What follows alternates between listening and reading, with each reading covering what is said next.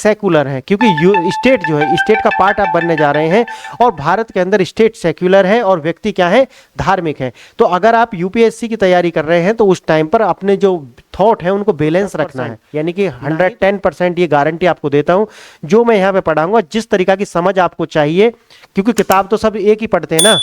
अरे जो आप मॉडर्न हिस्ट्री के लिए राजीव अहीर पढ़ रहे हैं, दूसरा भी वही पढ़ेगा, एक आध किताब आगे पीछे रहेगा। और मैंने जैसा कि आपको पता है, कोई भी किताब अगर मॉडर्न हिस्ट्री पर लिखी गई है तो एक किताब और दूसरी किताब दोनों के बीच में 10% का अंतर होता है, एकदम अलग से किताब नहीं लिखी जाती। 10% समझोगे जब समझ होगी, और वही समझ मैं डेवलप कर रहा हूं आपके अंदर कि समझ पैदा करो। अगर आपने एक बार पुर्तगाली पढ़ लिए हैं, उसके बाद में पुर्तगाली आपको किसी भी मठाधीश की बुक आपको मिल जाए, छोटे से छोटे कोचिंग, बड़े से बड़े कोचिंग, या फिर किसी नॉवल ल्यूरेट्स का भी थॉट ऑफ प्रोसेस आपको मिल जाए, तो ये आपको समझ आना चाहिए। एक यूनिट हमारा यूरोपियों का आगमन, अगर ये मैंने आपको खत्म करा दिया है तो इससे बाहर कोई भी मठाधीश आपको कुछ भी बता ही नहीं सके। ब्रिटिश ईस्ट इंडिया कंपनी की स्थापना एलिजाबेथ प्रथम द्वारा रॉयल चार्टर पर हस्ताक्षर करके की गई थी। ये है आपके लिए है, मैंने इसीलिए बनाया। मैं चाहता तो दोनों फॉर्मेट में पढ़ा देता, हिंदी और इंग्लिश, लेकिन नहीं करना मुझे सिर्फ अभी इस चैनल पर हिंदी मीडियम के लिए करना। अगर मुझे इंग्लिश मीडियम के लिए करना होगा तो मैं कहीं अलग कर लूंगा, लेकिन सिर्फ हिंदी मीडियम के लिए यहाँ पे है। तो आपके लिए एक ही आश्रय है, एक ही चैनल है, वो ये है। इसे सब्सक्राइब करना है, लाइक करना है और अपने चाहने और चाहने वालियों के साथ में इसे शेयर करना है। हेलो फ्रेंड्स, अभी तक हमारे 8 लेक्चर आ चुके हैं, जिनमें हमने अलग अलग डायमेंशन से बात किया है। और भारत में यूरोपियों का आगमन, ये यूनिट हमारा है, यूनिट फर्स्ट चल रहा है मॉडर्न हिस्ट्री का। और उसका जो आज का टॉपिक है, एक तो डच है, आगे देखेंगे इसमें अंग्रेज भी हो सकते हैं, फ्रेंच भी हो सकते हैं, जो भी होगा वो मैं कवर कराता हुआ चलूँगा। तो आज का पहला जो टॉपिक है वो है डच, और यूनिट है नंबर 1, और इसका यूनिट का पूरा नाम है भारत में यूरोपियों का आगमन, और लेक्चर है 9। आप इसी फॉर्मेट को फॉलो करेंगे ताकि आप की एक, जिस तरीक़ा से मैं चाह रहा था कि स्टेप बाय स्टेप आपका जो पूरा सिलेबस है वो कवर कराया जाए।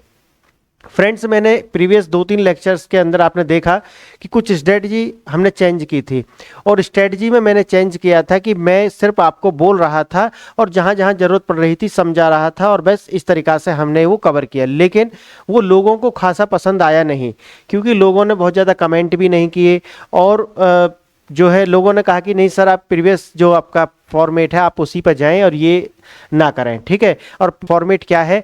ओल्ड फॉर्मेट है कि मैं आपको लिखाऊं, यानी कि डिक्टेट कराऊं, मैं बोलूंगा और आप उसे लिखते हुए चलेंगे, और इस तरीक़ा से आपके जो नोट्स हैं वो पूरे हो जाएंगे, ठीक है। इसमें और जो हमारा पुराना वाला लेक्चर का जो स्टाइल था, उसमें अंतर ये है कि उस वाली स्टाइल में जो है आपका जो कम लेक्चर आते, एक यूनिट के अंदर बहुत ही कम लेक्चर आते, जहां 10 लेक्चर आने थे वहां पे 4 से 5 लेक्चर में भी कार्य हो जाता। लेकिन अब जो हमारा ओल्ड फॉर्मेट है उसमें क्या है कि एक यूनिट में ज़्यादा लेक्चर आएंगे, लेकिन ये स्लो चलेगी, और साथ ही साथ में लेकिन मैं यहाँ पे आपको अच्छे से समझाता हुआ चलूँगा और डिक्टेट कराता हुआ चलूँगा। तो जो भी आप लेक्चर देख रहे हैं साथ ही साथ कार्य आपका ख़त्म हो जाएगा। तो इस प्रकार से ये हमारा ओल्ड फॉर्मेट था, अलग तरीका से हम इसे करा रहे थे। तो मैंने जो देखा है कि भाई बच्चों के कमेंट्स आए कि सर आप पुराने फॉर्मेट को फॉलो करें, और उसी को मैं अब फॉलो कर रहा हूं। तो जिन लोगों को पसंद है, बेहतर है आप इसे फॉलो करेंगे। और अब आप लिखेंगे, मैं आपको समझाता हुआ चलूँगा। जैसे कि आपको जानते हैं कि क्रम से पहले पुर्तगाली भारत के अंदर आते हैं, और जो भी इसका पूरा एक बैकग्राउंड है वो मैं ऑलरेडी करा चुका हूँ। जो भी बच्चे हैं से अभी देख रहे हैं, वो अगर उन्होंने प्रीवियस लेक्चर नहीं देखा है तो शुरू से देखें, क्योंकि फिर समझ में आएगा नहीं, वो बीच में टूट जाएगा। इसी तरीक़ा से रिदम जब टूट जाता है तो फिर समझ में आता नहीं है, तो आप शुरू से देखें, ठीक है। अब हमारा जो सेकेंड टॉपिक है इसी पूरी यूनिट का, वो है डच, और हम इस डच में आप देखेंगे। और जैसा कि आप जानते हैं कि पुर्तगालियों के बाद में डच जो है ना, क्रम से अगर हम देखते हैं उनका, तो डच भारत में आते हैं। और जैसा आप जानते हैं कि ये बहुत ज़्यादा इंटरेस्टेड भी नहीं थे, या इन्होंने प्रयास भी नहीं किया भारत में जमने का। और ऐसा माना जाता है कि जो और यूरोपीय शक्तियां थी, उनके संपर्क में आकर इन्होंने जो है भारत को, इन्होंने सोचा भाई यहाँ जमना आसान नहीं है क्योंकि बहुत ज़्यादा कंपटीशन है, इसलिए यहाँ से ये कूच कर गए, चले गए। तो इसमें आप देखेंगे और आप लिखना प्रारंभ करेंगे पॉइंट 1 से डाल करके, और आप जैसा कि वही है आप ए बी सी या 1 सेकेंड है ना, फर्स्ट सेकेंड थर्ड, इसी फॉर्मेट में आप लिखेंगे। ठीक है, लिखें, मैं बोल रहा हूं, अब आपको लिखना है, नोट्स बनाना है, हम ओल्ड फॉर्मेट में लौट चुके हैं। ठीक है, हाँ लिखना। डच ईस्ट इंडिया कंपनी 1602 में स्थापित की गई थी।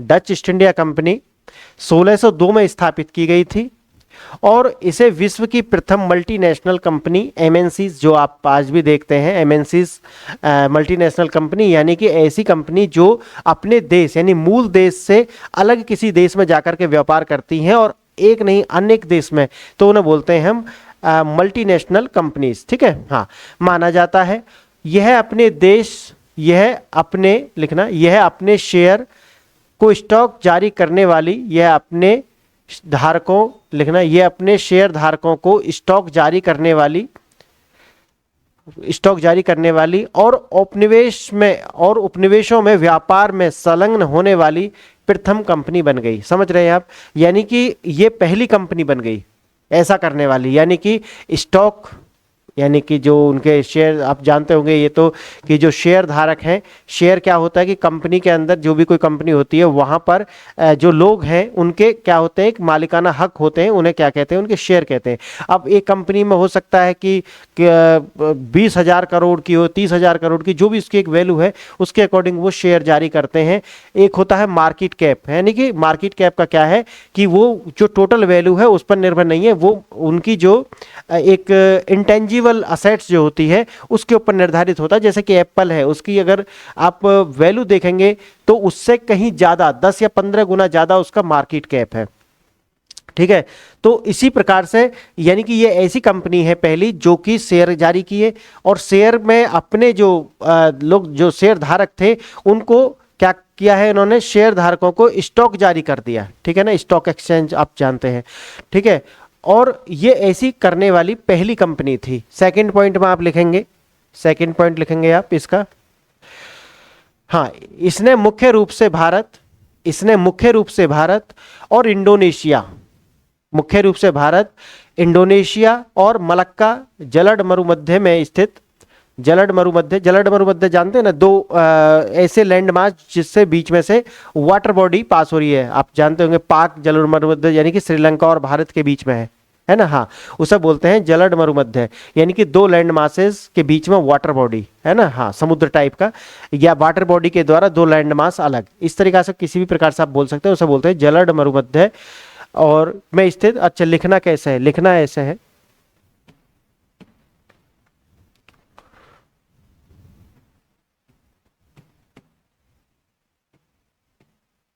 इस तरीका से लिखें। ठीक है, जलद मरुमध्य में स्थित अन्य उपनिवेशों पर ध्यान केंद्रित किया, यानी कि भारत को, जैसे मैंने आपको बताया है, उनकी आपस में ऐसी अंडरस्टैंडिंग थी कि भाई ठीक है, ज़्यादा कंपटीशन, आपस में लड़ेंगे तो फिर विस्तार कर नहीं पाएंगे, इसलिए बेहतर है कि इस स्थान को छोड़ करके हम जो है पूर्व की ओर जो स्थान है, जैसे इंडोनेशिया है, मलक्का आदि, यहाँ पर जो है हम जाकर के अपना व्यापार करेंगे। ठीक है, लिखेंगे तीसरा पॉइंट, इसका तीसरा पॉइंट लिखेंगे, तीसरा पॉइंट लिखेंगे, भारत में उन्होंने 1605 में मूसलीपट्टनम, ये आंध्र प्रदेश के अंदर है, मूसलीपट्टनम, और मूसलीपट्टनम में अपनी पहली फैक्ट्री के साथ सूरत, नागपट्टनम, पुलिकट और चिंसुरा, ये चिंसुरा जो है बंगाल के अंदर है, मैं अपनी फैक्ट्रियां स्थापित की थी। ठीक है, भारत में उन्होंने 1605 में मूसलीपट्टनम, अगर आप और रीजनल एरिया देखते हैं तो पहली फैक्ट्री उन्होंने सूरत के अंदर स्थापित की थी, नागपट्टनम, पुलिकट और चिंसुरा में अपनी और फैक्ट्रियां इन्होंने स्थापित की थी। ठीक है, हाँ, नेक्स्ट फोर्थ पॉइंट लिखेंगे, फोर्थ पॉइंट लिखेंगे, नेक्स्ट फोर्थ पॉइंट लिखेंगे, उन्होंने पुर्तगालियों से नागपट्टनम को अधिकृत करते हुए को अधिकृत करते हुए इसे दक्षिण भारत में अपने मुख्य केंद्र के रूप में स्थापित किया। तो ये आपसे पूछा जा सकता है कि पुर्तगालियों से डचों ने कौन सा स्थान अधिकृत किया था, लिया था, इसका मतलब। ठीक है, तो वहां आपको विकल्प दे सकते हैं और ये आपको पहचानना पड़ेगा पुर्तगालियों से नागपट्टनम वो स्थान कौन सा है। ऐसे भी प्रश्न आते हैं वनडे एग्जाम में खासकर, और यूपीएससी का आप ट्रेंड देखेंगे तो आने वाले समय में आपको ये भी पूछते हुए दिखाई पड़ेंगे कि ओनली 1, ओनली 2, ओनली 3, ये जो फॉर्मेट उन्होंने पकड़ा है इसी के अंदर, इसी के तहत वो इस प्रश्न को पूछ सकते हैं। ठीक है, आगे लिखेंगे, 5th पॉइंट लिखेंगे इसका, 5th पॉइंट लिखेंगे इसका। 1693 ईस्वी में 1693 ईस्वी में 1693 ईस्वी में डच पांडिचेरी पर कब्जा करने वाले प्रथम यूरोपीय शक्ति बन गए। याद रखना, पांडिचेरी पर इस तरह के जो छोटे छोटे फैक्ट हैं वो आपसे पूछे जा सकते हैं। अगर मेंस का प्रश्न यहां से आता है तो कैसे लिखना है वो मैं इस यूनिट का जब खत्म होगा ये यूनिट, उसमें मैं सारे प्रीलिम्स के प्लस मेंस के प्रश्न करा दूंगा, अगर पूछे गए हैं वो भी, और अगर संभावना है ऐसे प्रश्न अगर पूछे जा सकते हैं तो भी, क्योंकि इस यूनिट से प्रश्न आपको कम मिलेंगे लेकिन मिलते हैं, तो इसे हम छोड़ नहीं सकते 1 या 2 प्रश्न भाई आएगा तो आ जाएगा, नहीं, इसलिए हम पूरा कवर करके चलेंगे क्योंकि एक एक प्रश्न की अपनी ही एक उपयोगिता होती है रिजल्ट में। ठीक है, तो उसी तरीका से आप देखेंगे तो 1693 ईस्वी में पांडिचेरी पर कब्जा करने वाले ये प्रथम यूरोपीय शक्ति थे, क्योंकि वहां आपको पुर्तगाली दे सकता है, क्योंकि लोगों को तो यही पता है कि वे पुर्तगाली सबसे पहले आए, तो हो सकता है उन्होंने किया हो, नहीं, तो 1693 में डच जो थे वही थे जिन्होंने, ऐसे पहले यूरोपीय शक्ति थे जिन्होंने पांडिचेरी पर अपना कब्जा किया था। इन्होंने कुछ वर्षों के पश्चात फ्रांस के साथ इसे हस्ताक्षरित कर लिया, यानी कि उनको ट्रांसफर कर दिया, एक समझौते के तहत अपने क्षेत्र को उन्हें सौंप दिया। ठीक है, इसको हस्ताक्षरित किया और उनको हस्तांतरित कर दिया, यानी कि उनको सौंप दिया। नेक्स्ट 6th पॉइंट लिखेंगे आप, 6th पॉइंट लिखेंगे आप। 1693 में, ये तो मैंने आपको लिखा दिया, लिखेंगे डचों को, लिखेंगे 6th पॉइंट लिखेंगे, डचों को भारत में साम्राज्य निर्माण में अधिक रुचि नहीं थी। अब जो यहां पे लिखा गया है ये कोई सामान्य सत्य नहीं है।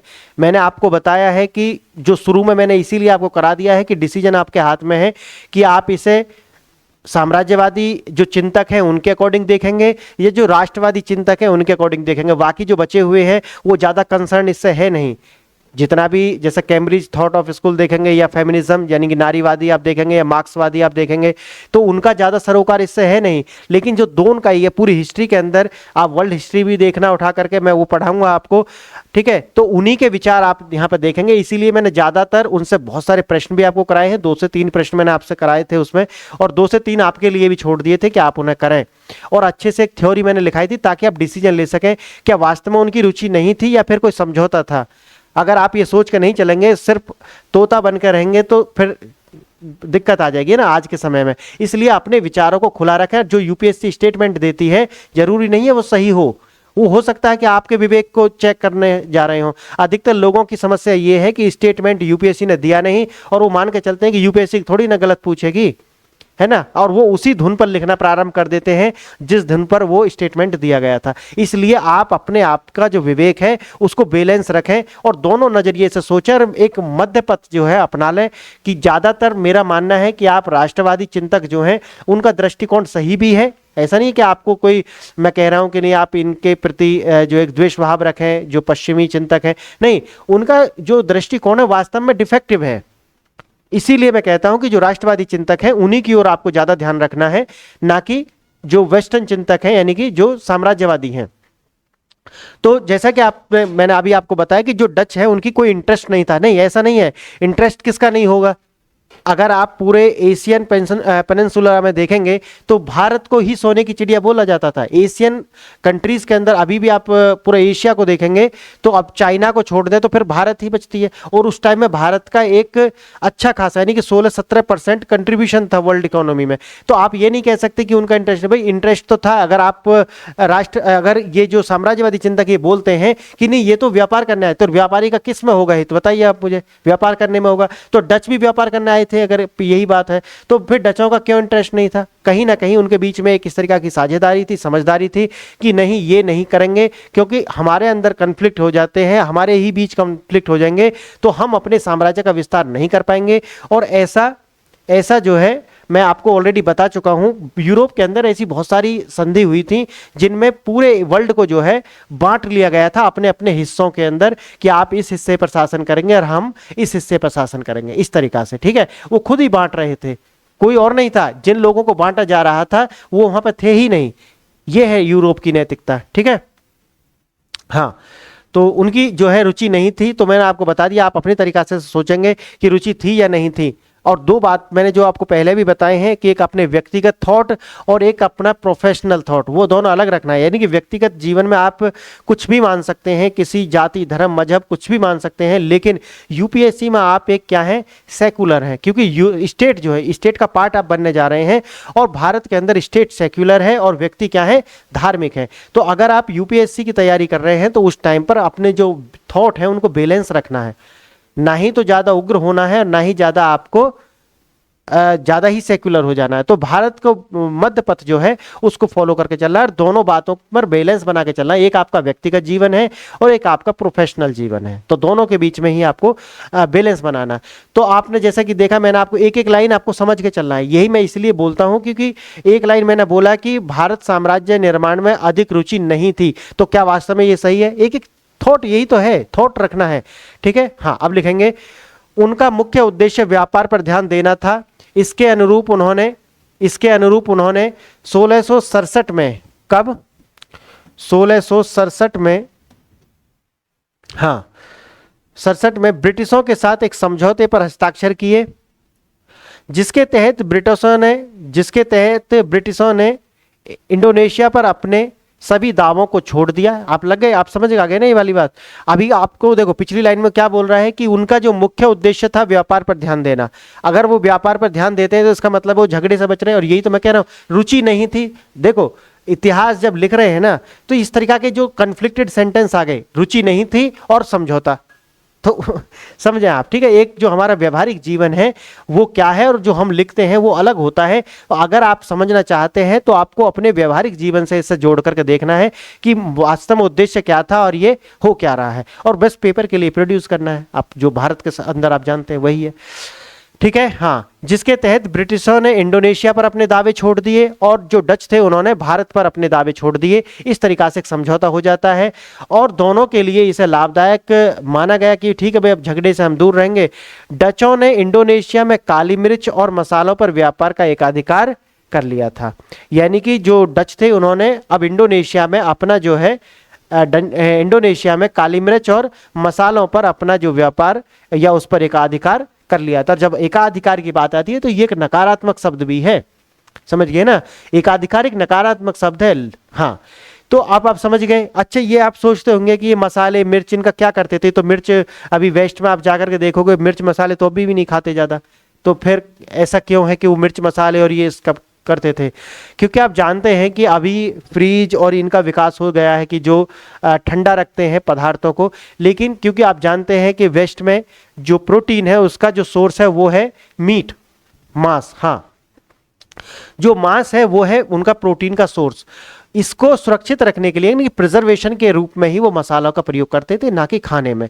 यानी कि ये प्रिजर्वेटिव्स की तरह यूज करते थे। ठीक है, ऐसा आपको जानना है। अब सेकंड टॉपिक आज का डालेंगे अंग्रेज, यानी कि द इंग्लिश। आज का जो टॉपिक है सेकंड टॉपिक है सेकंड और नाम है अंग्रेज। ठीक है, नाम है अंग्रेज। द इंग्लिश भी इन्हें बोलते हैं, द इंग्लिश। ठीक है। अब है हमारा ये सेकंड टॉपिक है। पहला टॉपिक आपको मैंने बताया था यानी कि प्रीवियस लेक्चर में, अगर हम क्रम से देखें तो ये तीसरा टॉपिक है, क्रम से देखें तो ये तीसरा टॉपिक है, दूसरा डच है और पहला क्या है, पुर्तगाली है। ये हमने पर भी आपको लिखाया है यहाँ पे, अगर ये टॉपिक नंबर देखेंगे तो ये सेकंड टॉपिक है हमारा, ठीक है। और फर्स्ट जो टॉपिक था वो था क्या, पुर्तगाली, वो मैंने आपको करा दिया है। अगर वो आपको पीडीएफ है, मैं वो पीडीएफ डाल दूंगा, ठीक है, आप उससे नोट्स बना लें, क्योंकि वो मैंने बड़ा ही तेजी से कराया था कि मुझे ये था कि मैं आपको ये सब सक्सेसफुल रहेगा, लेकिन वो फॉर्मेट ज़्यादा सक्सेसफुल रहा नहीं, तो मुझे अपने ओल्ड फॉर्मेट पर ही वापस आना पड़ा है। तो आप उसी तरीक़ा से इसे देखेंगे, ठीक है। और अब इस वाले चैनल पर सिर्फ यही फॉर्मेट चलेगा। आगे अगर आप भी कहेंगे कि नहीं सर इसे चेंज करें, तो मैं नहीं करूँगा, क्योंकि मुझे लगा है ये फॉर्मेट सबसे बेहतर है इस चैनल के लिए। तो हम यही करेंगे, जो लोग रुचि रखते हैं वो इसे देखें। और ये मैं आपको बता देता हूँ, इस तरीका का जो कोर्स है जो मैं यहाँ आपको प्रोवाइड कराऊंगा, जिस तरीका की समझ मैं आपको इस वाले चैनल पर दूंगा, 10 लाख रुपए का कोचिंग आप लेंगे नहीं मिलने वाला। और मैं ये सिर्फ एक नहीं, मैं 110% यानी कि 110% ये गारंटी आपको देता हूँ। जो मैं यहाँ पे पढ़ाऊंगा, जिस तरीका की समझ आपको चाहिए, क्योंकि किताब तो सब एक ही पढ़ते हैं ना। अरे जो आप मॉडर्न हिस्ट्री के लिए राजीव अहीर पढ़ रहे हैं, दूसरा भी वही पढ़ेगा, एक आध किताब आगे पीछे रहेगा। और मैंने जैसा कि आपको पता है, कोई भी किताब अगर मॉडर्न हिस्ट्री पर लिखी गई है तो एक किताब और दूसरी किताब दोनों के बीच में 10% का अंतर होता है, एकदम अलग से किताब नहीं लिखी जाती, 10%, समझ गए आप। तो जो मैं यहाँ पे करा दूंगा, अब किताब सब एक पढ़ते हैं लेकिन रिजल्ट सबका सेम नहीं होता, अंतर है समझ का, अंतर है उस अंडरस्टैंडिंग का जो बुक्स को परसीव कर रहा है, यानी कि उस लाइन को ले कैसे रहा, किस स्टैंडर्ड से वो समझ रहा है, ये समझ। और ये समझ मैं यहां पर दे रहा हूं। देखो ये जो मैं आपको पढ़ा रहा हूं एक में भी किताबों से मिल जाए, लेकिन वो जो मैं आपको बता रहा हूं ना, जो आपको सुनना चाहिए वो किताब से नहीं मिलेगा। और ये टीचर की भूमिका है कि जो किताब के अंदर 100% में से 80-20 का रेशो मैंने आपको पहले भी बताया है, 80-20 का रेशो मैंने आपको पहले भी बताया है। ये फॉर्मूला मैंने बताया है आपको, है हाँ। इसका मतलब क्या है कि जैसा कोई किताब है उसके अंदर है 100%, 80% है समझाने के लिए और 20% है एग्जाम ओरिएंटेड। यानी कि ये क्या है, ओनली फॉर अंडरस्टैंडिंग, डेवलपमेंट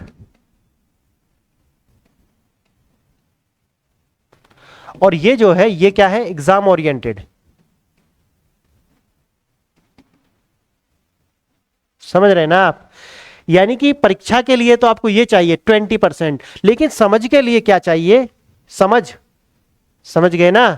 समझोगे जब समझ होगी, और वही समझ मैं डेवलप कर रहा हूं आपके अंदर कि समझ पैदा करो। अगर आपने एक बार पुर्तगाली पढ़ लिए हैं, उसके बाद में पुर्तगाली आपको किसी भी मठाधीश की बुक आपको मिल जाए, छोटे से छोटे कोचिंग, बड़े से बड़े कोचिंग, या फिर किसी नॉवल ल्यूरेट्स का भी थॉट ऑफ प्रोसेस आपको मिल जाए, तो ये आपको समझ आना चाहिए। एक यूनिट हमारा यूरोपियों का आगमन, अगर ये मैंने आपको खत्म करा दिया है तो इससे बाहर कोई भी मठाधीश आपको कुछ भी बता ही नहीं सके। आप समझ रहे हैं ना मैं क्या कहना चाह रहा हूं।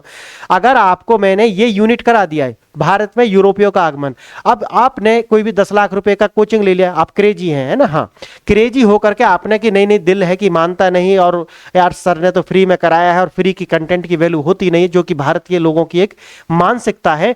और मैंने जाकर के कोई XYZ कोचिंग ज्वाइन कर लिया, ज्वाइन करने के बाद में कितना भी बड़ा मठाधीश हो, कितना भी बड़ा मठाधीश, हाँ, उसके द्वारा पढ़ाया गया ये यूनिट इससे ज्यादा मिल ही नहीं सकता, ये गारंटी है मेरी। इतना ज्यादा गारंटी कोई नहीं लेता। YouTube पर जो मैं पढ़ा रहा हूं एक भी चैनल इस तरीका से, क्योंकि आप जानते हैं YouTube इसे प्रमोट नहीं करेगी, YouTube इसे प्रमोट नहीं करेगी, क्योंकि YouTube पूरी तरीका से प्रॉफिट पे चलती है। और YouTube को चाहिए ज्यादा से ज्यादा व्यूज, और ज्यादा से ज्यादा व्यूज आएंगे तो ज्यादा ऐड करेंगे आपके लिए, ज्यादा ऐड आएंगे तो उनके लिए भी रेवेन्यू जनरेट होगा और उसमें से कुछ आपका भी आ जाएगा। इस तरीका से चलता है यूट्यूब इस पर नहीं चलता कि जो मैं आपको यहां पढ़ा रहा हूं ना, ये क्लासेस तो ऐप पर चलती हैं, लेकिन मैं जो है मेरा भी मानना था कि अपनी जो नैतिकता थी, अपनी जो एथिक्स थी कि यार जो टाइम मैंने फेस किया, मैं हिंदी मीडियम के किसी भी विद्यार्थी को ये ना चाहूं कि वो ऐसा टाइम फेस करे कि पैसा नहीं है लेकिन कंटेंट एक लेवल पे नहीं है। जैसे एक तो हो गया कि भाई भयंकर रूप से पढ़ा दिया, बहुत ज्यादा है ना, एक है कि एक लेक्चर अब मानो ये कोई सब्जेक्ट है, अमुक कोई एक्स सब्जेक्ट है, इसके अंदर बहुत सारे चैप्टर होंगे और इन चैप्टर्स के अंदर यानी कि इन चैप्टर्स के अंदर टॉपिक्स होंगे। ये जो टॉपिक्स है ना जो आपको दिए गए हैं सिलेबस के अंदर, बुक्स के अंदर, ये क्रम से कराए जाएं और ऐसे कराए जाएं जैसे कि हम कराते हैं पेड क्लासेस में। पेड क्लासेस में जो हम कराते हैं वो, ये मेरी मानसिकता है। ये आपके ऊपर जिम्मेवारी है कि ये आप शेयर करें, क्योंकि यूट्यूब इसे प्रमोट नहीं करेगी, ये मैं आपको पहले बता रहा हूं। ये आपकी जिम्मेवारी है, आप इसे करें। और मैं क्योंकि एक लेक्चर बनाने में 4 से 5 घंटे का टाइम लगता है, तो इसको आप वैल्यूदर, मैं आपको बता दिया है कि जो यूनिट मैं करा दूंगा किसी भी मठाधीश से पढ़ लेना, उससे ज्यादा वो पढ़ा ही नहीं सकता, क्योंकि उससे ज्यादा नहीं है। और इस टॉपिक पे फिर कोई भी बुक उठा करके आप पढ़ लेना, आपको एकदम क्लियर समझ में आएगा। उद्देश्य क्या है टीचर का? उद्देश्य यह है कि ये 80% को समझा दे, अपनी भाषा में समझा दे, जो बच्चे समझते हैं आसान भाषा में समझा दे, और जो 20% है इसको रिटर्न करा दे। काम हो जाता है फिनिश, चाहे कितना ही कोचिंग हो। कोचिंग का भी यही उद्देश्य है, समझ गए? तो मैंने जैसा आपको बताया है आप इसे करें। हिंदी मीडियम के जितने भी अभ्यर्थी हैं उनके साथ शेयर करें, चैनल सब्सक्राइब कराएं और इसे लेते हुए चले, क्योंकि हम जो करने जा रहे हैं ना, बिना सहयोग के ही काम नहीं होगा।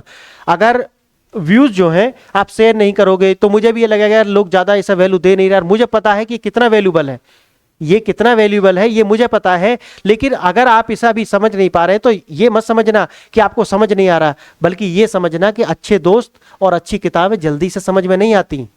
अगर आप इतने ही समझदार होते तो फिर यही होते क्या? नहीं होते। इसीलिए आपसे अगर बोल रहा हूं, आपका सीनियर हूं, तो ये आपसे अगर मैं बोल रहा हूं ना, तो आप इसे स्वीकार कर लेना कि हाँ यार ये जो करा रहे हैं अभी कुछ दिन मैं इसे फॉलो करूं और फिर वो चैप्टर मैं पढ़ लूं, किताब से पढ़ लूं। जो मैं कराऊंगा आपको यूनिट के नाम से, वो आपको किताबों के अंदर भी चैप्टर मिल सकते हैं, उन्हें आप पढ़ लें या पहले पढ़ के बैठे। अब मॉडर्न हिस्ट्री में अगर आपको पढ़ा रहा हूं, ये मैंने आपको पढ़ा दिया, तो इसके बाद आपको अच्छे से समझ में आना चाहिए, क्योंकि मैं कराता हूं तो बेसिक से, और बेसिक के साथ साथ आपकी अंडरस्टैंडिंग डेवलप में करता हूं। तो 80% तो मैं हटा देता हूं, 20% आपको नोट करा देता हूं। समझ गए? ये जो 20% है ये मैं आपको नोट करा देता हूं, ये है मेरा उद्देश्य, और मैंने आपको जो बता दिया है।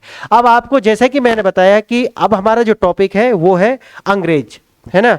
अब अंग्रेज जो है ये सबसे घातक है, ये सबसे घातक है। और पूरा का पूरा अगर तुम वेस्टर्न चिंतन देखोगे, खासकर जो साम्राज्यवादी उपागम के रूप में लिखा गया है, वो इन्हीं पे बेस है। क्यों? क्योंकि ये सबसे ज्यादा समय तक रही, ये इन्होंने लगभग सबको समाप्त कर दिया। और इन्होंने, इनकी जो सत्ता थी, क्योंकि ये एक आइडियोलॉजी के साथ आए थे, जैसा कि मैंने आपको बताया कि एक आइडियोलॉजी के साथ आए थे कि इन्हें लंबा रुकना है और क्या क्या करना है, इनके पास पूरा जो है रोड मैप था। और जो स्ट्रेटजी से काम करते हैं वो जम जाते हैं। आप अपनी यूपीएससी के लिए आप भी ये संदेश ले सकते हैं कि अगर हमें वास्तव में क्लियर करना है तो एक रोड मैप हमारे पास में होना चाहिए, जल्दीबाजी बिल्कुल भी नहीं होनी चाहिए।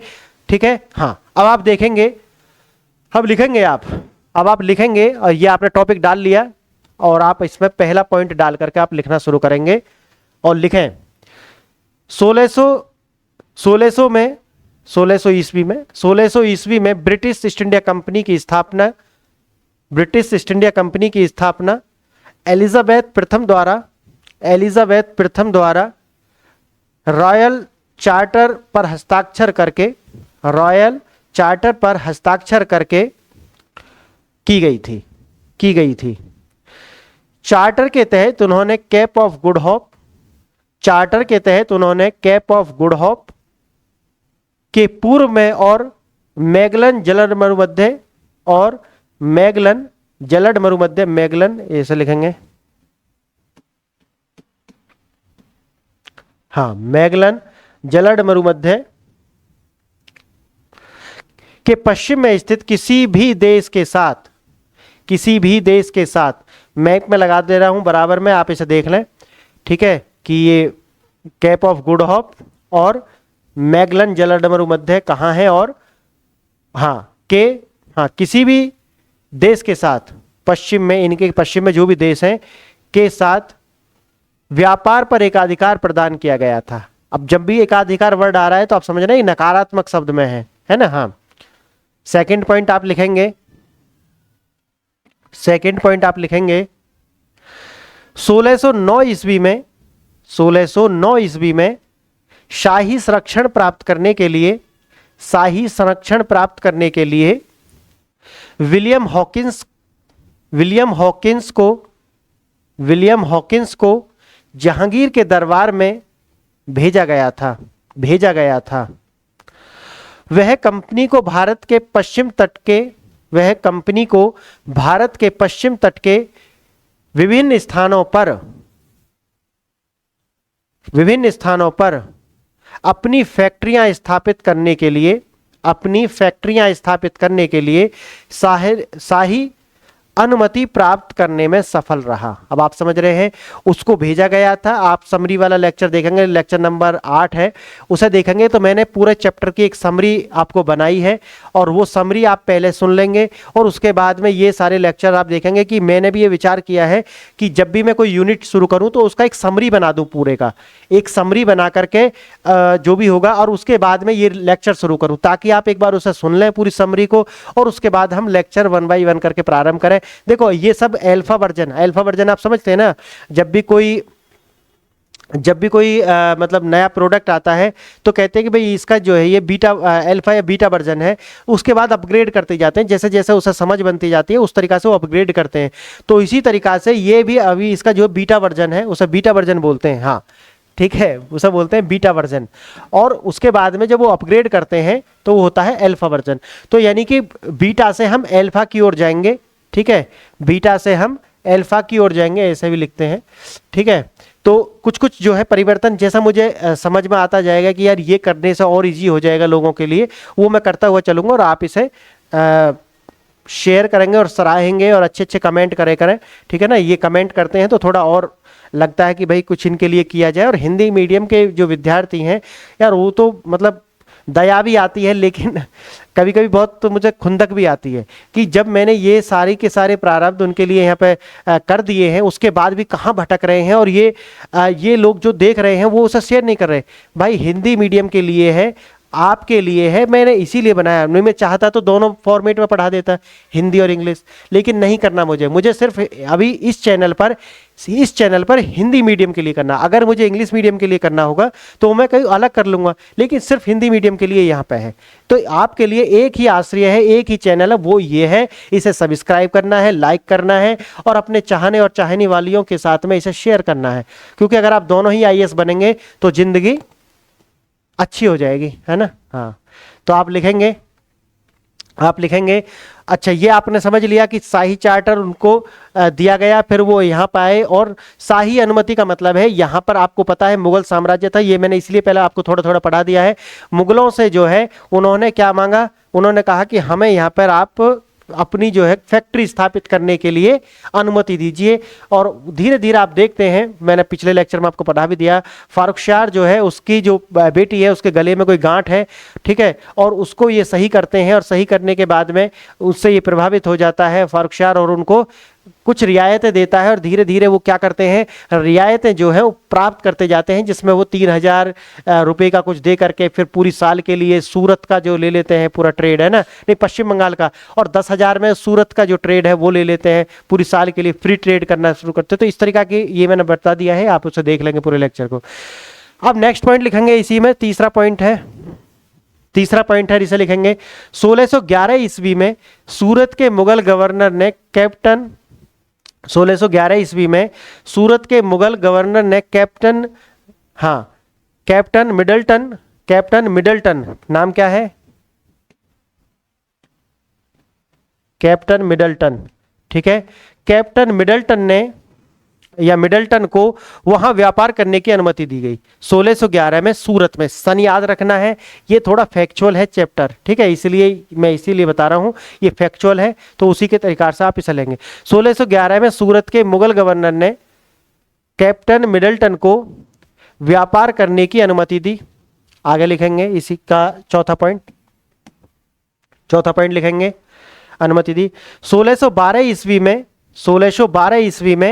कैप्टन थॉमस बेस्ट, ठीक है, कैप्टन थॉमस बेस्ट 1612 ईस्वी में कैप्टन थॉमस बेस्ट ने सूरत के निकट पुर्तगालियों के नौसैन्य बेड़ों को पराजित किया।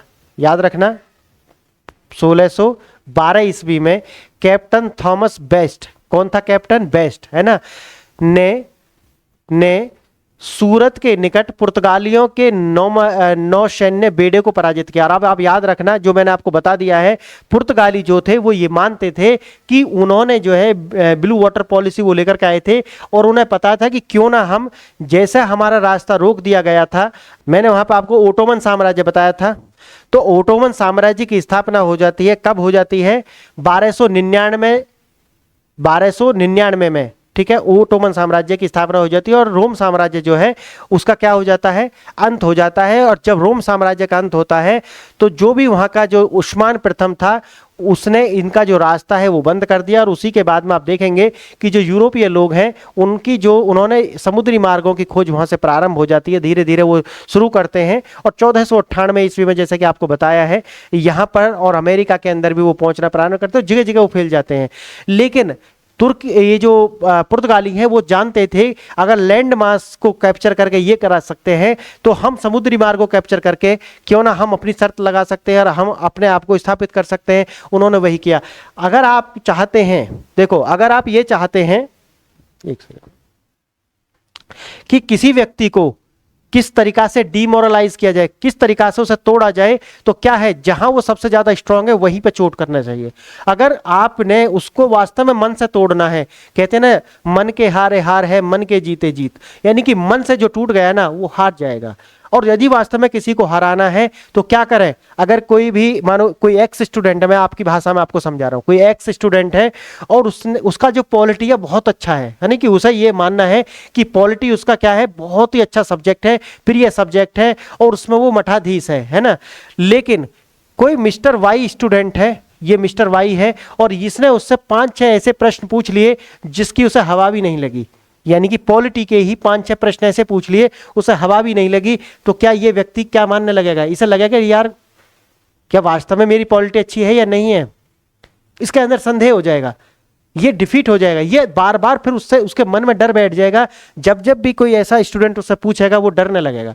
यही कारण है कि जो अंग्रेज हैं उन्होंने सबसे पहले वही चोट की जहां पर वो क्या थे, सबसे ज्यादा शक्तिशाली, यानी नौसेना। नौसेना को तोड़ो, क्योंकि ये भी एक बात है कि जल, जंगल और जमीन, ये आपने देखा होगा, तो समुद्र पर भी क्या है, जिसकी जो है सत्ता काबिज होगी वो कहीं ना कहीं स्ट्रॉन्ग होल्ड रखेगा। अंग्रेजों का भी ये मानना था। तो दो कार्य उनके हो गए, एक तीर से दो निशाने उन्होंने साधे, एक तो पुर्तगालियों को डिमोरलाइज करना और दूसरा जो है अपनी शक्ति का विस्तार करना। ठीक है, ये फैक्ट आप याद रखेंगे कि 1612 ईस्वी में किसके द्वारा, यानी कि थॉमस बेस्ट के द्वारा, कहां पर, सूरत के निकट पुर्तगाली नौसेना को पराजित किया गया था। अब आगे समझ में, नेक्स्ट पॉइंट लिखेंगे आप, 5वां पॉइंट लिखेंगे, जहांगीर ने 1613 के प्रारंभ में अंग्रेजों को थॉमस एल्डवर्थ लिखेंगे, प्रारंभ में अंग्रेजों को थॉमस एल्डवर्थ ऐसे लिखेंगे, थॉमस भी ऐसे लिखेंगे, देखो,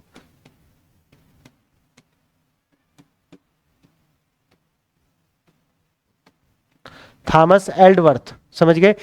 थॉमस एल्डवर्थ के अधीन सूरत में एक फैक्ट्री स्थापित करने की अनुमति प्रदान की। समझ गए? जहांगीर ने, एक एक फैक्ट को याद रखना है, जो मैं आपको बोल रहा हूं इसको आपको कनेक्ट करते हुए चलना है।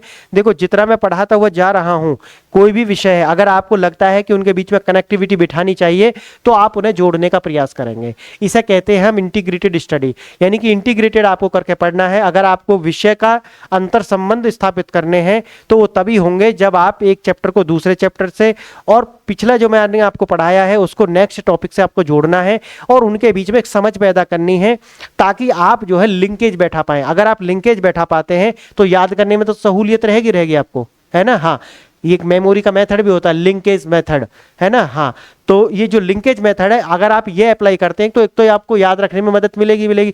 दूसरा क्या है कि जब यूपीएससी के आप मेंस का आंसर लिखेंगे उस टाइम पर आपको एक तारतम्यता से लिखने में भी आपको मदद मिलेगी, यानी आंसर राइटिंग भी आपकी साथ ही साथ स्ट्रांग हो जाएगी। तो याद रखना है आपको कि लिंकेज आपको जरूर करते हुए चलना, जो मैं आपको पढ़ा रहा हूं उसका एक से दूसरे का लिंक जरूर स्थापित करें। ठीक है, आगे लिखेंगे इसी का 6th पॉइंट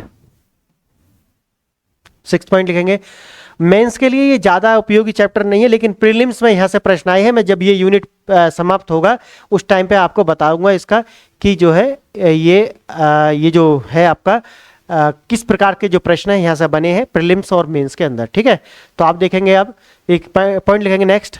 1616 में कंपनी ने दक्षिण में मूसलीपट्टनम में अपनी पहली फैक्ट्री स्थापित। 1616 में कंपनी ने दक्षिण में मूसलीपट्टनम में अपनी पहली फैक्ट्री स्थापित की। याद रखना है इस बात को। ठीक है, लिखेंगे 7th पॉइंट। 7th पॉइंट लिखेंगे आप 1632 ईस्वी में। कब? 1632 ईस्वी में लिखेंगे आप। 1632 ईस्वी में गोलकुंडा के सुल्तान द्वारा 1632 ईस्वी में गोलकुंडा के सुल्तान द्वारा ईस्ट इंडिया कंपनी को शाही फरमान जारी किया गया। ईस्ट इंडिया कंपनी को शाही फरमान जारी किया गया। इसने कंपनी के व्यापार की सुरक्षा और समृद्धि सुनिश्चित करने में सहायता की। 1632 ईस्वी में गोलकुंडा के सुल्तान द्वारा ईस्ट इंडिया कंपनी को शाही फरमान जारी किया गया। समझ रहे? शाही का मतलब वो रॉयल तो है, राजा तो है ना, वो भी उसके द्वारा ही, सुल्तान के द्वारा एक फरमान दिया गया। और फरमान की बात जब आती है तो जब हम फरमान वर्ड बोलते हैं उसका मतलब है नो दलील नो वकील। समझ गए आप? कोई वकील नहीं, कोई दलील नहीं, वो क्या है? सुप्रीम है, यानी कि जो उसने बोल दिया वही क्या है? न्याय है, वही न्याय है। समझ गए? वो अंतिम आदेश है, उस पर कोई भी चैलेंज आप नहीं कर सकते। ठीक है, हाँ, तो ये फरमान का मतलब है। इसने कंपनी के व्यापार को सुरक्षा और समृद्धि सुनिश्चित कर दी, यानी कि सुरक्षा भी उसे मिल गया क्योंकि राजा ने दिया है, और समृद्धि तो सीधी है, मतलब क्या है कि फरमान में उनको रियायत दी गई होंगी। और रियायत से क्या है? या तो वो फ्री ट्रेड कर सकते हैं या कम दाम पर ट्रेड कर सकते हैं। समझ गए? तो उनको एडवांटेज मिलेगा और जिससे उनको जो है समृद्धि आ जाएगी, इनकी वेल्दी होती चली जाएगी कंपनी। आगे लिखेंगे 8th पॉइंट लिखेंगे आप 1633 ईस्वी में कंपनी ने ओडिशा के बालासोर में हरिहरपुर लिखेंगे, हरिहरपुर ऐसा लिखना है। कब लिखा है उसका? 1633 में बालासोर और हरिहरपुर। ठीक है, इस तरीका से हरिहरपुर के निकट एक फैक्ट्री स्थापित की थी। ठीक है, लिखेंगे आगे 9th पॉइंट लिखेंगे। 9th पॉइंट लिखेंगे 1639 में कंपनी ने स्थानीय शासक से मद्रास शहर को पट्टे पर ले लिया और अपनी फैक्ट्री की सुरक्षा के लिए वहां फोर्ट सेंट जॉर्ज का निर्माण किया। ठीक है, फोर्ट सेंट जॉर्ज तो आप लिख लेंगे, फोर्ट सेंट जॉर्ज। ठीक है, हाँ लिखेंगे फोर्ट सेंट जॉर्ज का निर्माण किया। और ये बहुत महत्वपूर्ण है फैक्ट्स, मैं आपको जो बता रहा हूं ये लाइन आपको याद रखना है क्योंकि पेपर में रखे हुए मिलेंगे। ठीक है, 1600 नेक्स्ट पॉइंट लिखेंगे हम, 10वां पॉइंट है।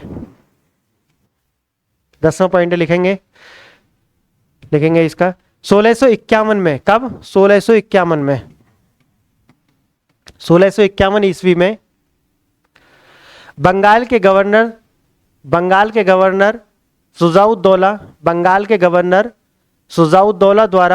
सुजाउद्दौला द्वारा अंग्रेजी कंपनी को बंगाल में अपनी व्यापारिक गतिविधियों को संचालित करने की अनुमति प्रदान की गई। समझ गए? 1651 में बंगाल के गवर्नर सुजाउद्दौला याद रखना, सुजाउद्दौला नाम या नहीं लिख पा रहे तो मैं लिखे दे रहा हूं।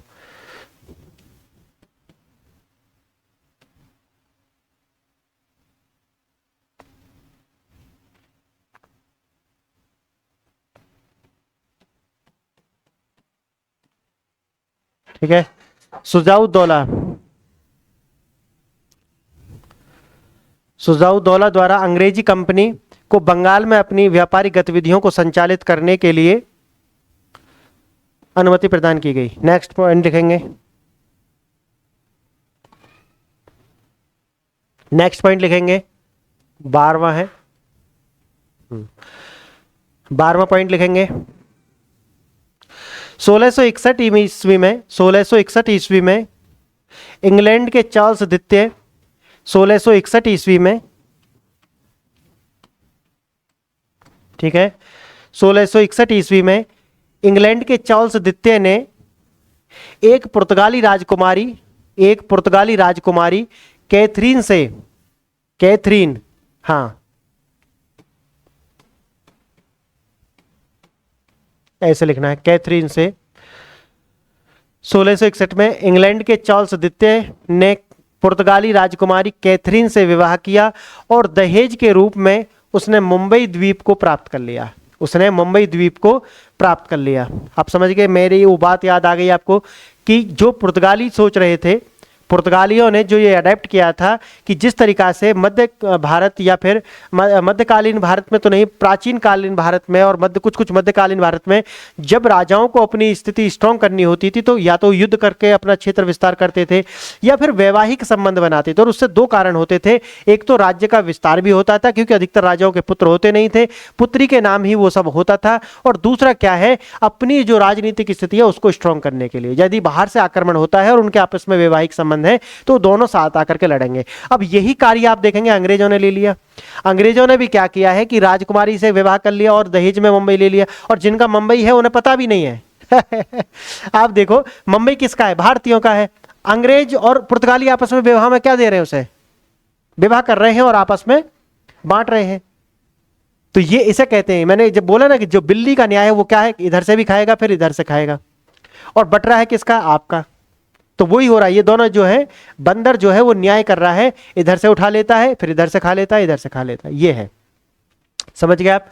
आगे लिखेंगे 1668 ईस्वी में, 1668 ईस्वी में इंग्लैंड के चार्ल्स द्वितीय ने, 1668 ईस्वी में, एक 12वां 13वां पॉइंट है, लिखेंगे इसे 1668 ईस्वी में, हाँ 1668 ईस्वी में इंग्लैंड के चार्ल्स द्वितीय ने ईस्ट इंडिया कंपनी को प्रतिवर्ष 10 पाउंड में हस्तांतरित कर दिया। मतलब लिया, कारण तो यही है ना, दे देंगे वो तो, ट्रांसफर करना उनका उद्देश्य है, ठीक है, किसी भी प्रकार से वो लेना है। 10 पाउंड में मुंबई को हस्तांतरित कर दिया। कंपनी ने अपने व्यापारिक मुख्यालय को सूरत से मुंबई स्थापित किया। कहां से, अपने मुख्यालय को मुंबई से, अपने मुख्यालय को सूरत से मुंबई स्थापित किया। सूरत से कहां ले गए वो, मुंबई ले गए, सूरत से मुंबई ले गए। समझ गए आप। हाँ जी, लिखेंगे आगे। नेक्स्ट पॉइंट है ये 14वां पॉइंट है, लिखेंगे 1698 ईस्वी में, 1698 ईस्वी में 98, ठीक है, 1698 ईस्वी में ईस्ट इंडिया कंपनी ने बंगाल में एक फैक्ट्री स्थापित करने के लिए, ईस्ट इंडिया कंपनी ने बंगाल में एक फैक्ट्री स्थापित करने के लिए 3 गांव, कौन कौन से थे वो 3 गांव, पीछे मैं बता चुका हूं इसलिए पूछ रहा हूं आपसे। एक है सूतानाती, दूसरा है गोविंदपुर, और तीसरा था कालिकता बता चुका हूं मैं पिछले ही प्रीवियस लेक्चर में, आप उसे देख लेना। खरीदे और सुरक्षा प्रदान करने के लिए फोर्ट विलियम का निर्माण किया। याद रखना, फोर्ट विलियम का निर्माण यहां पर किया, समझ गए आप, फोर्ट विलियम।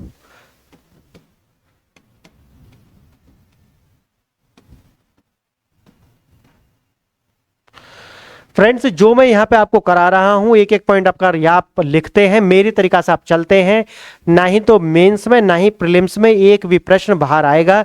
ये मैं क्लिप निकाल कर दिखाऊंगा जब एग्जाम हो जाएगा, समझ गए।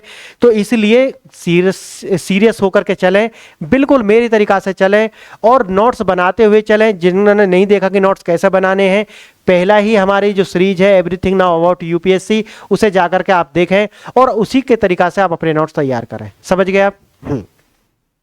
आगे लिखेंगे आप 1717 ईस्वी में, ये 15th पॉइंट है, 1717 ईस्वी में, ठीक है। 1717 ईस्वी में मुगल बादशाह फारुख शाह ने एक फरमान जारी किया, फारुख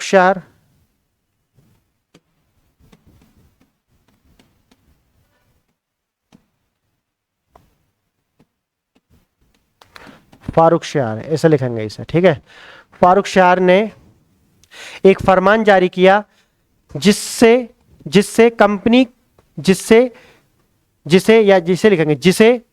कंपनी का मैग्ना कार्टा कहा जाता है।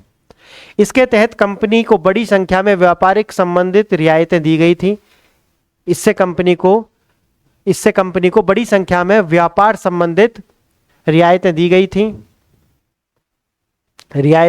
थी, ठीक है।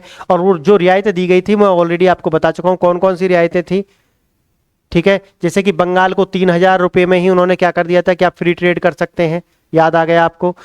उसी तरीका से 10,000 में सूरत को कर दिया था उन्होंने कि 10,000 रुपए दें आप वार्षिक, और सूरत को आप पूरी तरीका से जो है 1 साल तक आप वहां से फ्री ट्रेड कर सकते हैं, ठीक है। इसी तरीका से और भी हैं, तो आप मैंने जो प्रीवियस लेक्चर में बताए हैं आप उन्हें देख लेंगे, और इस प्रकार से आपका ये वाला खत्म हो जाता है, ठीक है। मैंने बराबर में एक मैप लगाया हुआ है, आप उसे देख लेना और देखना यहाँ पर फ्रेंच की जो कंपनी कहाँ थी, ठीक है, और पुर्तगालियों की जो कहाँ पर थी, और इसी डच की कहाँ थी, डेनिश की कहाँ थी, फ्रेंच की कहाँ थी, ठीक है। ये बस्तियां जहां जहां उन्होंने बनाई थी मैंने इसका एक मैप लगा दिया है, आप इसे देख कर पॉज कर लें, और पॉज करने के बाद में अपनी कॉपी में मैप बनाएं इसी तरीका से और उसको इंडिकेट कर लें। इससे बाहर प्रश्न नहीं आएगा, अगर जो बोल दिया तो मैंने बोल दिया, ठीक है। हाँ, इससे बाहर नहीं आएगा। अगर आप ज़्यादा क्रेजी हैं तो पैसा दे करके आप कर लें, और उससे साथ में देखें कि इससे बेहतर ना तो वो पढ़ा सकते हैं और ना ही उनकी सोच है, समझ गए आप। हाँ, तो ये है। आप देखेंगे थर्ड टॉपिक, सर क्रम से देखेंगे तो ये चौथा टॉपिक है, ये है चौथा टॉपिक है क्रम से देखेंगे तो आप, और ये है फ्रांसीसी, ठीक है, द फ्रेंच ऐसे भी बोलते हैं, द फ्रेंच, ठीक है फ्रेंड्स। तो अब देखेंगे हम द फ्रेंच, यानी कि इसी तरीका से इसी मंसूबे से फ्रेंच भी आए थे, समझ गए आप। और फ्रेंच ने भी यहाँ पर आकर के कॉलोनी बनाई थी। उद्देश्य मैंने जैसा आपको बता दिया, सभी का एक उद्देश्य था, क्या, पॉलिटिकल, और दूसरा है उनका हाँ ईसाई मत का प्रसार, समझ गए। यानी कि जो वो पहले आते थे कुछ खरीद, या उन्हें मसाले खरीदने हैं या कुछ और भी वस्तु यहाँ से खरीदनी है, तो उनके लिए क्या देते थे, वो कुछ मुद्राएं देते थे या कोई आभूषण देते थे, सोना चांदी कुछ देते थे, उसके एवज में वो क्या करते थे, लेकर जाते थे यहाँ से जो भी हमारा प्रोडक्ट था। इससे क्या है, इससे वो कभी गुलाम नहीं बना पाते। उन्होंने क्या किया, भाई हमको क्या करना है, रॉ मटेरियल तो यहाँ से लेना है, लेकिन फिनिश गुड्स जो है यहाँ पर ड्रॉप करना है। इससे क्या आएगी, अधीनता आएगी। अधीनता जब आती है तब आपको गुलाम बनाना आसान हो जाता है, समझ गए आप। जैसे कि मोबाइल फ़ोन पर आपकी अधीनता है, इंटरनेट पर आपकी अधीनता है, यूट्यूब पर आपकी अधीनता है, गूगल पर आपकी अधीनता है। आप सोचें कि अगर जो फेसबुक है अगर वो कुछ चार्ज करता है, जैसे ट्विटर ने कुछ दिन पहले बोला था कि कुछ पाउंड वो लेंगे ब्लू टिक के लिए, इस तरीक़ा से अगर वो धीरे धीरे धीरे धीरे करके आपसे सर्विस चार्ज लेने लगे तो आप देने के लिए मजबूर हो जाएंगे या नहीं हो जाएंगे, हो जाएंगे। उदाहरण के लिए आपने देखा होगा कि जब जियो की सिम आई थी तो उन्होंने उसे फ्री कर दिया था, आप खरीदें और फ्री चलाएं, कोई मंथली आपको रिचार्ज नहीं करना था। लेकिन आपको अच्छा इंटरनेट चलाने के लिए जब आपकी आदत बन गई कि आपको पहले तो 2G था 3G था, उसमें क्या है आप सही से इंटरनेट भी सर्च नहीं कर पाते थे उसे, है ना। कोई शब्द आपको सर्च करना है, कोई लाइन का कोई थ्योरी सर्च करनी है तो ढंग से नहीं थे, यूट्यूब तो चलता ही नहीं था सही से, ठीक है। लेकिन जियो ने आने के बाद में आपको 4G लेकर के वो आए और उन्होंने एक स्पीड दी और फ्री में कह के भी सिम लीजिए आप और आप फ्री इंटरनेट चलाइए। जब आप उसके अधीन हो गए तो उन्होंने क्या कर दिया, आप मंथली कर दिया, पहले 40 दिन का, फिर 35 दिन का, फिर 30 दिन का, 28 दिन का, कभी 25 दिन का, और धीरे धीरे वो ला करके नीचे की ओर ला रहे हैं। यानी कि क्या किया उन्होंने, जो उनके और जो लोग थे बराबर में कंपटीटर थे उनके, उनको क्या कर दिया, समाप्त कर दिया। वो भी तब जब हमारे यहाँ पे क्या है, सेबी जैसी संस्था है या कौन सी है, ट्राई, हाँ, ट्राई जो संस्था है वो क्या कार्य क्या करती है, वो यही तो सब देखती है ना कि जो एक टेलीकॉम कंपनी को दूसरी को टेलीकॉम कंपनी को स्थापित ना कर दे और फिर अपना एकाधिकार स्थापित ना कर ले, और जियो ने वो कर दिया। क्योंकि कानून में क्या है, होल होते हैं, यानी कि छोटे छोटे छिद्र होते हैं, उनसे देखा जा सकता है ना। जो कानून के लूप होल्स हैं उनका फायदा उठाते हैं जितनी भी बड़ी बड़ी जो एमएनसीज जो होती हैं, उनका फायदा उठा करके इस्तेमाल करती हैं। समझ गए? हाँ। तो इसी तरीका से आप देखेंगे कि जो फ्रेंच थे वो भी यहाँ पे आए थे अपनी कंपनी स्थापित करने के लिए, यानी कि लाभ कमाना है। लाभ कमाना है तो ऐसा तो नहीं है कि रॉ मटेरियल यहाँ से लेकर के जाएं और फिर यहाँ पे कुछ अपनी मुद्रा दें, नहीं। पूरे यूरोप के अंदर ये इस तरह के विचार थे कि नहीं यार, उस देश में अगर हम ऐसा करते रहे तो हम तो कंगाल हो जाएंगे, है ना। नहीं, आप जाओ वहां पे अपनी पॉलिटिकल विल स्थापित करना है, धीरे धीरे वहां पॉलिटिक्स करना है। क्योंकि जब भी आपको कोई देश गुलाम बनाना है तो क्या करना है, आपको राजनीतिक सत्ता में आ जाइए। आप राजनीतिक सत्ता में आने के बाद में आपके हाथ में पावर होगी, और power corrupt and power corrupt absolutely, आपको समझ में आता है। तो पावर करप्ट करती है, समझ गए? हाँ। तो पावर जब हाथ में आ जाएगी तब हम क्या करेंगे, अपने तरीका से उनके जो संसाधन है उनका क्या करेंगे, एक्सप्लॉयटेशन करेंगे, और वही उन्होंने किया। तो जो ये लोग कहते हैं कि वो ट्रेडिंग करने आए थे, भाई ट्रेडिंग नहीं करने आए थे वो। और मुझे बड़ी शर्म आती है कि कुछ जो टीचर हैं वो चिल्ला चिल्ला कर बोलते हैं कि वो ट्रेड करने आए थे। नहीं, ट्रेड नहीं करने आए थे। उनके जो हिडन एजेंडा है, उनका जो सामने वाला एजेंडा है उससे ज्यादा मजबूत था, और वो उन्होंने करके दिखाया। ठीक है। और ये ऐसे लोग क्यों हैं मैं आपको बता रहा हूं। ये ऐसे लोग इसीलिए बोलते हैं क्योंकि उन्होंने बैलेंस थॉट पढ़े ही नहीं है। आप राजीव अहीर को देखेंगे, वहां पर जो आपको राष्ट्रवादी उपागम और ये जो है आपको साम्राज्यवादी उपागम, इन पर कितना कितना दिया, मार्क्सवादी उपागम, नारीवादी उपागम, कितना कितना दिया हुआ आया कुछ समझ में आपको? जितना मैंने यहाँ पे कराया है आपका पूरा दिमाग खोल कर रख दिया। अब आप सही से इसके साथ न्याय कर पाएंगे। और वो जो टीचर वहां पढ़ा रहे हैं ना, उनकी सेम स्थिति है, राजीव अहीर पढ़काए हैं। अगर राजीव अहीर पढ़काओगे तो आपको पता ही नहीं चलेगा, समझ गए? या बिपिन चंद्रा पढ़काओगे तो भी पता नहीं चलेगा। भाई आपको थॉट प्रोसेस आपकी बहुत अच्छी होनी चाहिए। जो लोग ऑप्शनल पढ़ा रहे हैं, बहुत सारे ऐसे टीचर हैं बहुत विद्वान हैं, बहुत विद्वान है। उनसे उनका आप देखेंगे तो आपको पता चलेगा कि यार वास्तव में ये है। क्योंकि आपका बैलेंस थॉट बना करके छोड़ देना, डिसीजन आपके हाथ में है, आप किसका मानेंगे और किसका नहीं। मुझे तो तथ्य और तर्क देने हैं, डिसीजन आपका है, ये मैं चलता हूं। ठीक है। अब लिखेंगे आप फ्रांसीसी, और इसके अंदर आप पहला पॉइंट डालेंगे और लिखेंगे ये भारत में आने वाली अंतिम यूरोपीय शक्ति थे। लिखेंगे ये भारत में आने वाले अंतिम यूरोपीय शक्ति थे। दूसरा लिखेंगे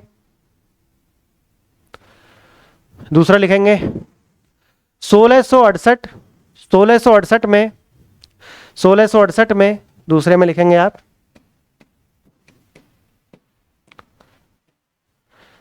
1668 में सूरत में प्रथम फ्रांसीसी फैक्ट्री स्थापित की गई थी। 1668 में सूरत में प्रथम फ्रांसीसी फैक्ट्री स्थापित की गई थी। लिखेंगे तीसरा पॉइंट 1669 में मूसलीपट्टनम या मसूलीपट्टनम भी उसे दोनों तरीका से प्रोनाउंस करते हैं, मसूलीपट्टनम में एक फैक्ट्री स्थापित की गई थी। तीसरा लिखेंगे, तीसरा जो भी चौथा है लिखेंगे इसे 1673 तक पांडिचेरी फ्रांसीसी मुख्यालय के रूप में विकसित हुआ। 1673 तक पांडिचेरी फ्रांसीसी मुख्यालय के रूप में विकसित हुआ। और ये पूरी मैं कहानी बता दूंगा कि किस तरीके से विकसित हुआ। ठीक है। लिखेंगे अभी पॉइंट, पांचवा पॉइंट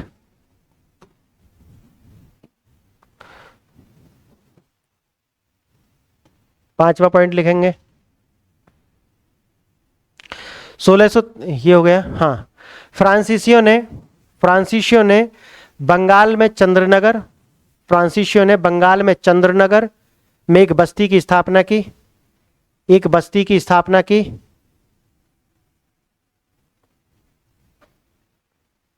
ठीक है। हाँ, एक बस्ती की स्थापना की।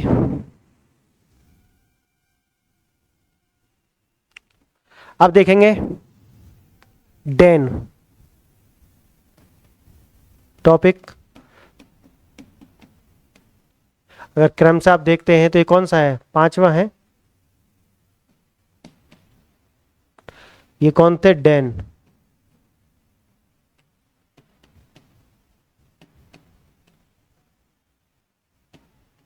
ठीक है, द डैन लिखेंगे इसमें भी। डेनिश ईस्ट इंडिया कंपनी की स्थापना, डेनिश ईस्ट इंडिया कंपनी की स्थापना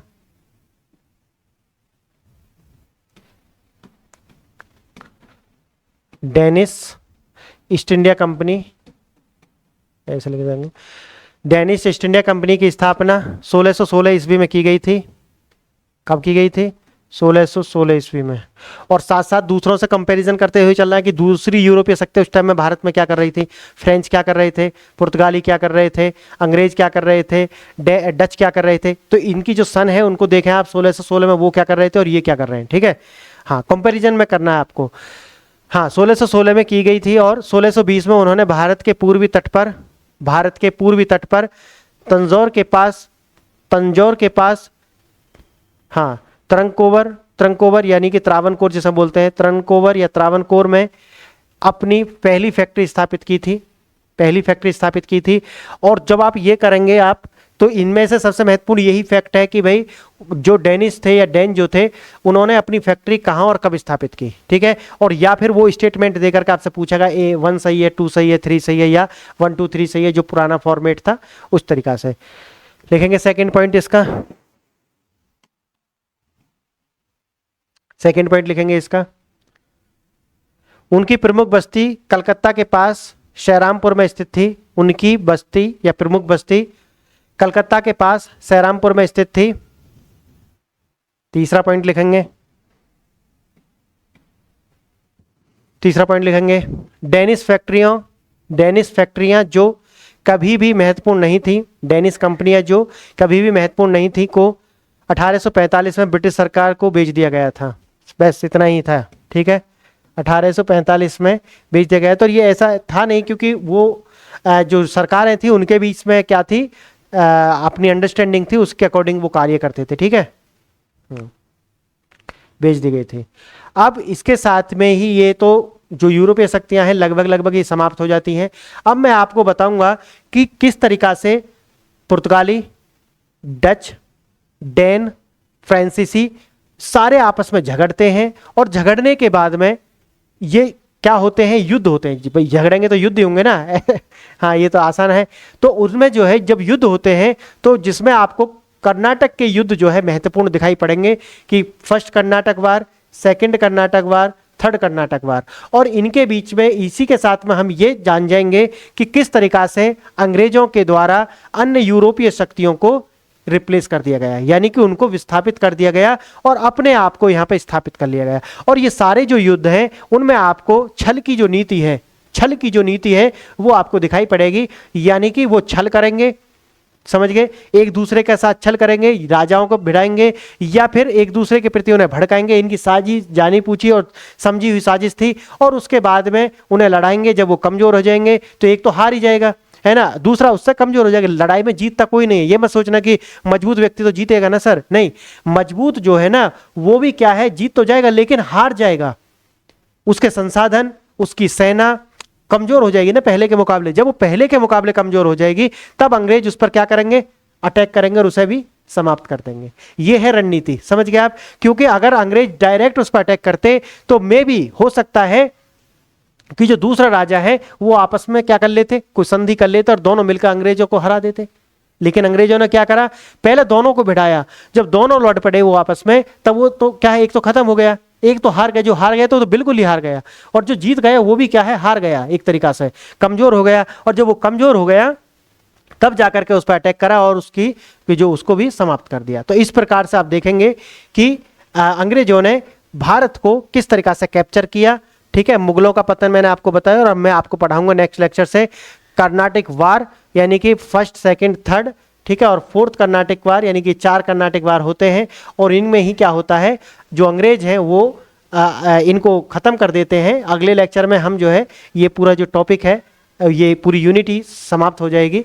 ठीक है, नेक्स्ट लेक्चर लास्ट लेक्चर होगा इस यूनिट का, और इसमें हम दोनों चीज देख लेंगे। एक तो कर्नाटिक वार्स और दूसरा है ब्रिटिश की जो सफलता के कारण क्या रहे और अन्य जो यूरोपीय शक्ति थी उनकी असफलता के क्या कारण रहे। इस प्रकार से मेंस का प्रश्न और जो मैंने अभी आपको लिखाए हैं इनसे प्रीलिम्स के प्रश्न जो है वो सध जाएंगे और आपका एक कंप्लीट पैकेज हो जाएगा और ये यूनिट हो जाएगी समाप्त। उसके बाद में नेक्स्ट यूनिट शुरू करेंगे। तो फ्रेंड्स, इस सारे लेक्चर्स को आप शेयर करें, अपने मित्रों के साथ शेयर करें, सब्सक्राइब करने के लिए बोलें, हिंदी मीडियम के बच्चों के साथ से लगातार शेयर करें जो भी आपके टच में है। आपको अगर आज समझ नहीं आ रहा है तो आज के दिन जरूर समझ में आ जाएगा, क्योंकि अच्छी किताबें और अच्छी बातें जल्दी से समझ नहीं आती। और दूसरी चीज जो है वो ये है कि मैं आपको ये बोल रहा हूं कि अगर आपने ये सही से फॉलो कर लिया, जैसे मैंने आपको बताया, कोई कोचिंग लेने की आपको जरूरत नहीं है, किसी बड़े शहर में जाने की आपको कोई जरूरत नहीं है। मैं गारंटी से कह सकता हूं आप इसी से यहां से करके सारा कर लेंगे। अगर आप मुझे सपोर्ट करते हैं तो मैं इस सीरीज को लगातार जारी रखूंगा और लास्ट तक हम लेकर के जाएंगे। समझ गए आप? पूरा कराऊंगा जितना आप आपसे बोल दिया। जीएस के लिए कहीं भी कुछ करने की आवश्यकता नहीं है। हाँ, जैसा कि मैंने आपको बताया, टेस्ट सीरीज के लिए आप विजन आईएएस की टेस्ट सीरीज ज्वाइन कर सकते हैं ऑफलाइन जाकर के। ठीक है, वो मैंने आपको बताया हुआ, वो कब करना है वो मैं जब भी आप उस लायक हो जाएंगे तब मैं उसकी घोषणा करूंगा। लेकिन पहले आप इतने लोग तो हों कि मुझे पता हो कितने लोग हैं। एक दो बच्चे हैं जो बहुत अच्छे से फॉलो करते हैं, एक दो बच्चे ऐसे हैं इस चैनल पर जो बहुत ही जुनून के साथ इसे फॉलो करते हैं। उनमें से एक जो बच्चा है उसका नाम है पंकज यादव।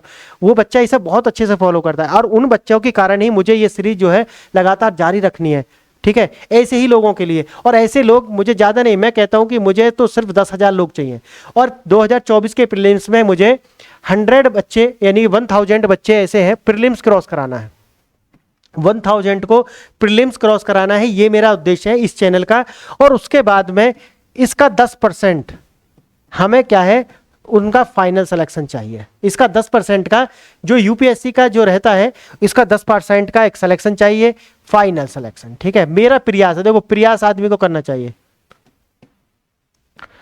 ठीक है, अगर आप मेरा साथ देते हैं तो ये करने में हम बिल्कुल कामयाब होंगे, ऐसा मेरा आश्वासन है और मैं ऐसा मानता हूं और ये हमारे अंदर एक कैलिबर भी है। ठीक है, ये सारी प्रथाओं को और सारी बातों और जितने भी मठाधीश हैं उन्होंने जो ये स्थापित किया हुआ है, ऐसा नहीं हो सकता वैसा नहीं हो सकता, तो मैंने इसी को एक बहुत साहसिक कदम उठाते हुए यूट्यूब पर ये कदम उठाया कि नहीं मैं ऐसा कराऊंगा। मुझे पता है कि यूट्यूब इसे प्रमोट करने वाली है नहीं, अगर आप में ताकत है तो आप इसे करें, शेयर करें और लोगों के साथ में ज़्यादा से ज़्यादा इसे देखने के लिए बोला, क्रम से देखें और जैसे मैंने बताया वैसा देखें, तभी हम 1000 के टारगेट तक पहुंच पाएंगे। तभी ऐसे बच्चे, ठीक है, जैसा कि मैंने आपको नाम भी बताया पंकज यादव, ऐसे लोग निकल करके आएंगे जो 1000 होंगे और कहेंगे कि नहीं हमारा सिलेक्शन यहाँ से हुआ है। बेस्ट फ्रेंड, ये मुझे चाहिए, आपसे यही गुरु दक्षिणा चाहिए। तो आपने मेरी बातों को इतने ध्यान से सुना, इसके लिए बहुत बहुत धन्यवाद। नमस्कार।